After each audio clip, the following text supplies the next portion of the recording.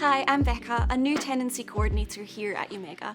Today I'm going to be talking you through the tenancy swap over process, which is what happens when one tenant leaves and is replaced with another. Here's how it works. If you want to swap a tenant, you must first request this change with your portfolio manager, who will then seek permission from the landlord. Be aware that tenancy swap overs can only take place once every 6 months.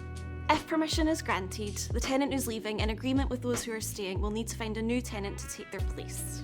The landlord must approve the new tenant's application before we can begin the administration process. Once approved, the tenant will go through referencing via our secure online platform. We'll need different documents depending on your situation, but here are the basics. Proof of ID. This is usually a passport or driving licence. You'll take a picture of your document and do a quick biometric face scan.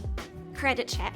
If you've lived in the UK for over 12 months, we'll run a credit check. You'll just need to provide 12 months of UK address history. Proof of income. This is usually 3 months of payslips or bank statements. If you've just started a job, we can also accept a signed contract of employment. Proof of address. We'll need a recent utility bill to prove your address.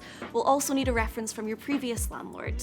If you've never rented before, don't worry, we can accept a character reference instead from an employer or a university lecturer. For students, we'll need your matriculation letter, and as students can't be credit checked, a UK-based guarantor is normally required. Once referencing has been completed, we'll request a deposit payment from the new tenant and then send the lease out for signing for all joint tenants and guarantors. The lease signing process must be completed within 3 days. Once signed, the new tenants take over responsibility and the exiting tenant is no longer liable.